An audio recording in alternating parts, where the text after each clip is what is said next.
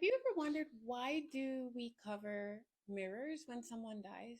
Welcome to my series, Pretty Things with Strange Histories. In this video, we're going to look at why mirrors are treated in some cultures as dangerous when someone dies. There are many cultures that do this covering of the mirror tradition because across many cultures, mirrors were not just decoration. They were believed to be able to trap souls, steal life force, and confuse the dead. After death, mirrors could be seen as a threshold or a portal that was unstable.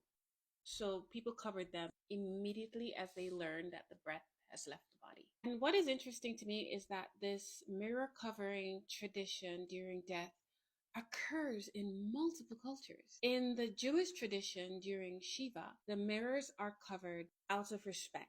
It removes distraction, prevents vanity, and turns the focus inward. In Chinese tradition, mirrors are covered because it's believed that they can trap the soul of the deceased and that the household can become confused because the deceased has refused to move on and can haunt that house. In Irish and Celtic traditions, mirrors were covered to prevent the living from seeing omens. They were also covered to prevent the spirit from entering the house through reflections. And also, the Irish and the Celtic covered mirrors to prevent death from multiplying in that house. In Victorian Europe, they believed very strongly that a reflection symbolizes the soul.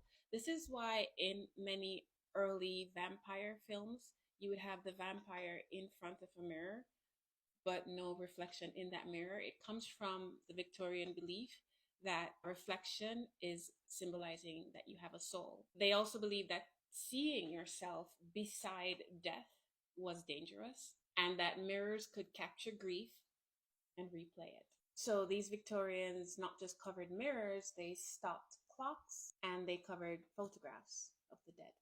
So mirrors were not only covered because people were necessarily afraid of death, because it is a time when death was everywhere.